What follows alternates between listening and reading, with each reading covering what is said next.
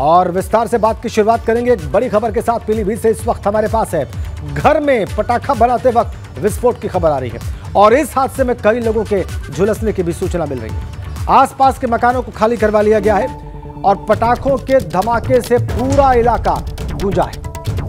जहानाबाद थाना इलाके की घटना है, बड़ी खबर। कई लोगों के झुलसने की सूचना है इस हादसे में।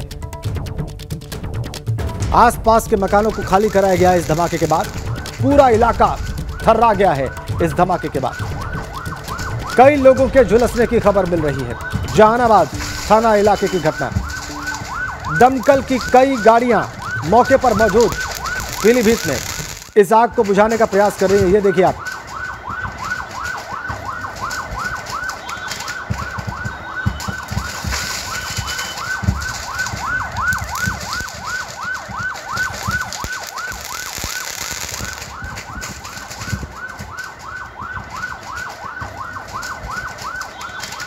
हमारे पीलीभीत संवाददाता विक्रांत शर्मा इस वक्त हमारे साथ जुड़ गए। विक्रांत, ये धमाके कैसे हुए, क्या चल रहा था वहां पे, अभी फिलहाल ताजा स्थिति क्या है, सब कुछ विस्तार में बताएं। जी बिल्कुल बताना चाहूंगा। थाना जहानाबाद क्षेत्र के जोशी टोला के क्षेत्र की घटना है ये। यहाँ पर अजीम नाम के आतिशबाज शख्स हैं जिनके घर में पटाखा बनाते समय आग लगी है घर में, और तमाम जो दमकल की गाड़ियां हैं वो तमाम लोग पहुंच चुके हैं, पुलिस पहुंच चुकी है और कई लोगों के घायल होने की सूचना है, जिसमें 2 बच्चियां जो हैं वो इनकी गंभीर रूप से घायल है। इनको बरेली रेफर कर दिया गया है। आप कह रहे हैं कि 2 गंभीर रूप से घायल हैं, उन्हें बरेली रेफर किया गया है, लेकिन कुल कितने लोग जख्मी हैं या झुलसे हुए हैं? जी बिल्कुल बताना चाहेंगे। जिस तरीके से सूचना अभी मिल रही है, दमकल के लोग वहां पर पहुंचे हुए हैं। पुलिस के मुताबिक अभी 4 लोगों के घायल होने की सूचना है, जिसमें से एक की हालत बहुत ज्यादा नाजुक बनी हुई है। 2 लोगों को गंभीर हालत में जिला अस्पताल रेस्क्यू किया गया है। भाई लगातार जो आसपास के क्षेत्र में पुलिस बल है वो लोगों के घरों को खाली कराने में जुटा है। तो कहीं ना कहीं एक बड़ी घटना है और दुखद घटना है कि आखिर बंद घर में किस तरीके से पटाखे बन रहे थे, उसको लेकर भी अभी पुलिस जांच पड़ताल कर रही है। कितने लोग इसमें इन्वॉल्व थे पटाखा बनाने में घर के, और पुलिस कब वहां पर पहुंची, दमकल की कितनी गाड़ियां आग बुझाने में जुटी हैं, ये भी बताएं विक्रांत। बिल्कुल राजन जी बताना चाहेंगे। जिस तरीके से अजीम मिर्जा नाम के शख्स हैं जो आतिशबाजी उनके पुश्तैनी दौर से इनका आतिशबाजी का काम चला रहा था और लगातार घरों में ही पटाखे बनाने का काम चल रहा था, तो कहीं ना कहीं प्रशासन पर भी एक बड़ी लापरवाही देखने को मिल रही है कि आखिर घर में किस तरीके से पटाखे बनाने का काम किया जा रहा था। और ये एक बड़ी घटना है जिसको लेकर अब प्रशासन सख्त होता नजर आ रहा है। हालांकि अभी मौके पर पुलिस जो है वो रेस्क्यू कर रही है और तमाम तरीके की जो आग है वो बुझाने की कोशिश भी कर रही है। आग बुझा ली गई है या अभी भी प्रयास जारी है विक्रांत? जी बिल्कुल कहीं ना कहीं अभी कुछ जगह पर जो घर के अंदर भीतर जहाँ पर पटाखे बने हुए थे, जो लगातार आप देख रहे हैं किस तरीके से एक्सक्लूसिव विजुअल सामने निकल कर आए, जिसमें अभी तक पटाखों की आवाज सुनाई दे रही है। तो कहीं ना कहीं अभी आग अभी नहीं बुझ पाई है, जिसको लेकर दमकल की गाड़ियां लगातार प्रयास करते हैं। आप कह रहे हैं कि लगातार आग बुझाने का प्रयास किया जा रहा है और अभी भी पटाखों के धमाकों की आवाज आ रही है, इसका मतलब पूरा पटाखों का जखीरा इस घर में मौजूद था विक्रांत? जी बिल्कुल कहीं ना कहीं बड़े स्तर पर यहाँ पर पूरे पटाखे बनाते थे और जो ये अब से नहीं, इनका आज अजीम मिर्जा का पुश्तैनी दौर से ये कारोबार चला आ रहा है, जिसको लेकर घर में पटाखे बनाए जाते थे। पूरी फैमिली पटाखा बनाने का कारोबार करती थी। तो कहीं ना कहीं ये दुखद घटना है और अभी पुलिस जो है वो लगातार रेस्क्यू कर रही है। बहुत बहुत धन्यवाद आपका विक्रांत इन जानकारियों के लिए। तो अभी भी पुलिस रेस्क्यू कर रही है, अभी भी इस आग को बुझाने का प्रयास किया जा रहा है। और आगे बढ़ेंगे, उन्नाव से आ रही एक बड़ी खबर के साथ। नहर में नहाने गए 3 दोस्तों के डूबने की खबर आ रही है। शारदा नहर में नहाने गए 3 दोस्त डूबे हैं, एक की मौत की खबर है, 2 लोगों को बचा लिया गया। माकी थाना इलाके के मर्दन खेड़ा गांव की घटना है, बड़ी खबर। शारदा नहर में नहाने गए थे ये 3 दोस्त, एक दोस्त की मौत की खबर आ रही है जबकि 2 लोगों को बचा लिया गया है। उन्नाव से बड़ी खबर, माकी थाना इलाके से।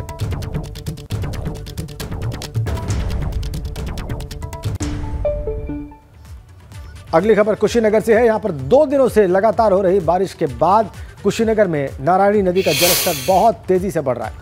वाल्मीकि नगर बैराज से 26,07,000 क्यूसेक पानी डिस्चार्ज होने के बाद नारायणी नदी उफान पर आ गई।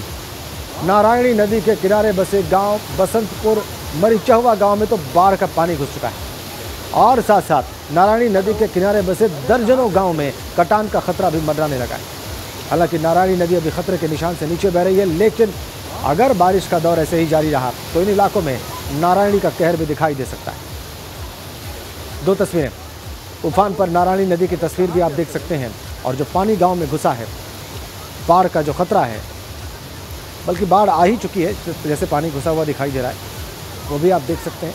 कुशीनगर की तस्वीरें, नारायणी नदी उफान पर, गांव में जो पानी घुसा उसका वो भी आप की स्क्रीन पर है।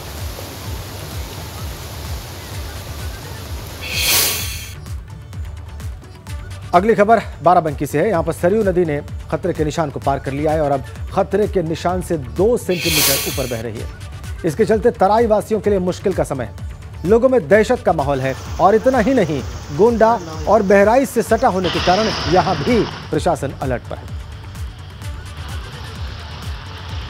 बाराबंकी में सरयू खतरे के निशान से 2 सेंटीमीटर ऊपर। रामनगर, सिरौली, गौसपुर, फतेहपुर गांव, ये सब देखिए, यहाँ से लोगों को पलायन करना पड़ा है, ग्रामीणों को।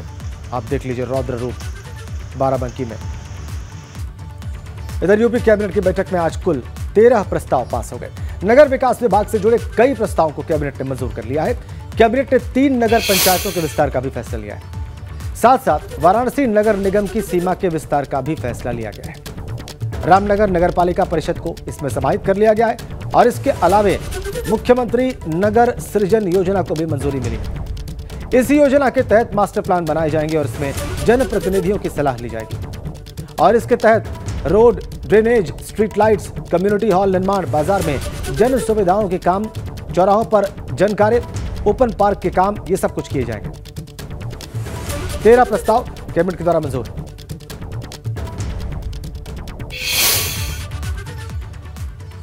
पिछली कैबिनेट में पिछले दिनों 18 नई नगर पंचायतों का गठन हुआ, 18 का सीमा विस्तार हुआ और 2 नगर पालिकाओं का भी विस्तार हुआ था। तो इस प्रकार 734 में 18 नए नगर निकाय जुड़ गए थे और आज के निर्णय से डेरवा बाजार प्रतापगढ़ का एक नई नगर पंचायत के रूप में सृजन हुआ है। तो इस प्रकार कुल मिलाकर के 752 होते हैं, जिनमें से 753 होते हैं, जिनमें से एक प्रस्ताव के तहत 2 नगर पालिका और पंचायत का अस्तित्व खत्म हुआ है। तो आज की स्थिति में, अभी की स्थिति में, आज के निर्णय के बाद हमारे कुल 751 नगर निकाय रह जाते हैं। यहाँ तक वर्तमान में श्री राम जन्मभूमि मंदिर अयोध्या धाम का निर्माण कार्य काफ़ी तेज गति से अनवरत रूप से जारी है। उसको मुख्य रोड से कनेक्टिविटी अच्छी मिल सके, वहाँ पर्यटकों को, श्रद्धालुओं को आने जाने में कोई असुविधा न हो और बार बार बड़े बड़े अवसरों पर, उत्सवों पर, त्योहारों पर भीड़ में कोई बड़ी समस्या उनके लिए पैदा न हो। इसी की दृष्टिगत हम लोगों ने मुख्य मार्ग से पहुँच मार्ग बनाने के लिए शहादतगंज से नया घाट अयोध्या लेन मेन स्पैन रोड, जिसकी लंबाई 12.94 किलोमीटर है, इसके चौड़ीकरण और निर्माण और शुद्धिकरण करने का निर्णय लिया है माननीय कैबिनेट ने। आगे बढ़ते हैं। प्रोफेसर रामगोपाल यादव की मुख्यमंत्री योगी आदित्यनाथ से मुलाकात के बाद सियासी माहौल गर्मा गया है। महामंडल के अध्यक्ष केशव देव मौर्य ने भी मुलाकात पर सवाल उठाए हैं। उन्होंने कहा है कि यह मुलाकात किसी बड़ी खिचड़ी पकने की ओर इशारा कर रही है। रामगोपाल यादव की योगी आदित्यनाथ से मुलाकात हुई, लेकिन क्या बात हुई? सियासी हलकों में लगातार कयासों के बाजार गर्म हैं और ऐसे में हम बात करते हैं इस पूरी मुलाकात पर महामंडल के अध्यक्ष केशव देव मौर्य जी से। आप बताइए सर, इस मुलाकात को आप किस तरीके से देखते हैं? देखिए, ये मुलाकात मुझे संदिग्ध लग रही है। इसलिए मुझे संदिग्ध लग रही है क्योंकि प्रोफेसर रामगोपाल जी अगर मिलने गए तो पहले से टाइम लिया, पहले से प्लानिंग बनी होगी। तो उस समय समाजवादी पार्टी के पेज पे क्यों नहीं दिखाया गया कि आज प्रोफेसर साहब इन मुद्दों पर मुख्यमंत्री जी से मिलेंगे? जब ये न्यूज़ मीडिया में चल गई, चर्चा विषय हो गया, तब समाजवादी पार्टी के पेज पर उसके 10 मिनट बाद लगता है कि हाँ प्रोफेसर साहब जा रहे हैं, वो पोस्ट की जाती। क्यों पहले पोस्ट नहीं की गई? इसका मतलब खबरों को दबाने का प्रयास किया गया। और एक कह रहे हैं कि पिछड़ों और मुसलमानों पर एक तरफा मुकदमे दर्ज किए जा रहे हैं और फर्जी मुकदमे वापस ले सरकार, इसलिए मुलाकात की है। 22 मिनट की मुलाकात, तमाम जो उनके कार्यकर्ताओं पर मुकदमे हुए, इसलिए उन्होंने ये मुलाकात की। क्या आदरणीय आजम साहब के ऊपर सही मुकदमे दर्ज हुए थे? फर्जी मुकदमे उनके ऊपर भी दर्ज हुए थे। और ऐसे योगी फर्स्ट जो सरकार थी उस समय भी दलित पिछड़ों पर ना जाने कितने मुकदमे दर्ज हुए, ना जाने कितने बुलडोजर चले, तब प्रोफेसर साहब नहीं गए। मुझे एक विषय पे शक है, इसलिए कहना चाहता हूँ कि आज से 10 दिन पहले जब लेटर जारी हुआ था सपा की तरफ से शिवपाल जी और ओम प्रकाश राजभर जी के खिलाफ कि आप लोग दल स्वतंत्र हैं और दल में नहीं है, गठबंधन में नहीं, उस समय एक समाजवादी पार्टी के पेज पे लगा था लेटर, अखिलेश जी पेज पे नहीं लगा था। केशव देव मौर्य की बात आपने सुन ली। प्रोफेसर राम गोपाल यादव ने कल मुख्यमंत्री योगी से मुलाकात की और इसके बाद सुभाषपा हमलावर है। पार्टी के राष्ट्रीय महासचिव अरुण राजभर ने कहा है कि आजम खां 27 महीने जेल में रहे तब याद नहीं आई और मिलने भी नहीं गए। अरुण राजभर ने कई और तरीके से भी हमला बोला। देश के सियासी गलियारों में इन दिनों एक मुलाकात को लेकर बहुत चर्चा है। जिस तरीके से समाजवादी पार्टी के राष्ट्रीय महासचिव प्रोफेसर राम गोपाल यादव ने मुख्यमंत्री योगी आदित्यनाथ से उनके आवास पर रात में जाकर मुलाकात की, अब उसे लेकर सुभाषपा सवाल खड़े कर रही है। भले ही वो गठबंधन में नहीं है, लेकिन सवाल उठा रही है। हमारे साथ बात करने के लिए सुभाषपा के national general secretary Arun Rajbhar हैं। अरुण जी, ये ओम प्रकाश राजभर जी भी गए और अब जब प्रोफेसर राम गोपाल यादव जी जा रहे हैं तो आप लोग सवाल क्यों खड़े कर रहे हैं? आप तो गठबंधन से अलग भी हो चुके हैं। देखिए, जब माननीय ओम प्रकाश राजभर जी अति पिछड़े समाज के लिए, अति दलित समाज के लिए, आदिवासियों के लिए और वंचित समाज के हक अधिकार और मान सम्मान के लिए जब योगी आदित्यनाथ जी से, महाराज जी से जब मिलने जाते हैं तो यही लोग आरोप लगाते हैं कि ये ईडी से डर गए हैं, इसलिए जा रहे हैं मिलने के लिए, जान बचाने के लिए। जबकि हम हमेशा सामाजिक न्याय समिति की रिपोर्ट के बारे में चर्चा करते हैं। राजभर समाज को 4 महीने पहले एसटी में शामिल करने के लिए हाई कोर्ट ने आदेश दिया था, उसको लागू कराने के लिए हम चर्चा करने जाते हैं। और इन समाज को शिक्षा, स्वास्थ्य, रोजगार, नौकरी में हिस्सेदारी कैसे मिले, इनकी भागीदारी कैसे मिले, इसके लिए हम उनसे मिलने जाते हैं। तो ये समाजवादी पार्टी और अन्य विपक्षी पार्टियां ये आरोप लगाती हैं कि ये जाते हैं डीलिंग करने के लिए, ये डरे हुए हैं, इसलिए वहां जाकर शरणम गच्छामी कर रहे हैं। वाराणसी के खिलाड़ी विजय यादव ने देश का मान बढ़ाया है। कॉमनवेल्थ गेम्स में सुलेमानपुर गांव के रहने वाले विजय ने महाविजय गाथा लिखा। जूडो में कांस्य पदक पर विजय ने कब्जा कर लिया और इसके बाद गांव में जश्न का माहौल है। गांव में लोग नाच गाकर उत्सव मना रहे हैं। आपको बताएं कि विजय यादव बचपन से ही खेलों से प्रभावित थे। विजय कुमार यादव ने पुरुषों के 7 किलोग्राम भार वर्ग में ब्रॉन्ज मेडल जीता है। एक चीज जानेंगे कि जब विजय का आगमन होगा तब कैसी गांव में तैयारी होगी? और बढ़िया सा तैयारी करेंगे, हम लोग उनका भव्य स्वागत करेंगे और सम्मान से अच्छा खासा सब व्यवस्था करेंगे और सबका उनका सम्मान करेंगे। अभिनंदन तो यहाँ पर हो रहा है, लेकिन प्रधान जी एक और चीज जानना चाहेंगे कि गाँव में कहा जाता है कि काशी में ऐसी खेल प्रतिभाएं अलग अलग गाँव में पनपती हैं, वहाँ पर पल रही होती हैं। विजय के इस तरह के जिस तरह से उन्होंने इस पूरे गांव का, काशी का, देश का नाम रोशन किया है, उस सूचना के बाद पूरे गांव में ये मिठाइयाँ बट रही हैं, आगे का क्या? ऐसे बढ़ता रहेगा सर, जितना नाम अगर रोशन करेंगे और हम लोग का गांव का सभी का शुभकामना है कि और आगे बढ़ें और इसी तरह बढ़ते रहें और लड़के बच्चे हमारे गाँव में देख कर बढ़ें और हमारा जितना सहयोग रहेगा हम तैयार करने के लिए तैयार हैं। और हमारे गाँव में यही एक कार्य की रिक्वेस्ट है आपके माध्यम से, ये खेल का मैदान मुहैया कराएं आप लोग। जमीन है, जमीन गांव सभा में है। देखिए, ये जो गांव के युवा हैं वो इस जीत का जश्न किस तरह से मना रहे हैं, ये उत्साह आपको दिखाई दे रहा होगा। आज सबके मन में सिर्फ और सिर्फ एक ही बात है कि हर कोई विजय यादव की तरह आगे के दिनों में बनना चाहता है। सबके मन में ये है कि हम भी आने वाले दिनों में विजय यादव की तरह बने और हम भी देश का नाम रोशन करें।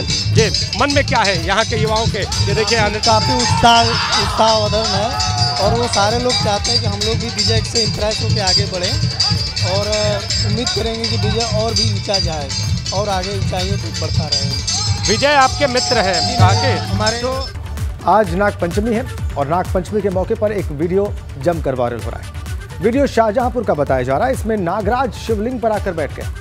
मंदिर के बाहर नाग देवता दिखाई दे रहे हैं और इसके बाद शिवलिंग की तरफ बढ़ते हैं और शिवलिंग पर जाकर विराजमान हो जाते हैं। ये वीडियो किस मंदिर का है ये अभी तक पता नहीं चल पाया। वीडियो हमने आपकी स्क्रीन पर रखा है। ये देखिए आप, ये नाग देवता आगे बढ़ते हैं मंदिर के बाहर से और आप देख सकते हैं वीडियो में शिवलिंग की तरफ बढ़ते हैं। और दूसरी तस्वीर भी हमने आपकी स्क्रीन पर रखी है जब वो शिवलिंग पर विराजमान हो जाते हैं। इधर अयोध्या में भगवान रामलला का भव्य मंदिर बन रहा है। सावन की शुरुआत हो चुकी है और सावन की पंचमी से ही रामलला के परिसर में झूला पड़ गया है। भगवान रामलला अब झूले पर सवार होकर दर्शन देंगे। भगवान रामलला समेत उनके तीनों भाई पूरा दिन झूले पर रहेंगे और इस दौरान भगवान रामलला के पुजारी रामलला को झूलाते रहेंगे। शाम को राम जन्मभूमि परिसर में ही आस्था इस मंदिर में भगवान को सावन के गीत और कजरी सुनाई जाएगी। सावन की पूर्णिमा तक ये सारा क्रम जारी रहेगा।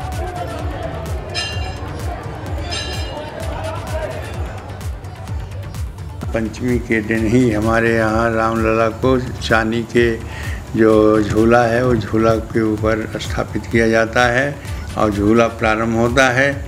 और नागपंचमी का जो पर्व होता है उसको विधि विधान से मनाया जाता है। जैसे विविध प्रकार के पकवान बनते हैं, वहाँ विधि विधान अच्छे प्रकार से रामलला का मंदिर सजाया गया है और उस पर कल विराजमान हो जाएंगे और झूलन उत्सव का प्रारंभ होगा।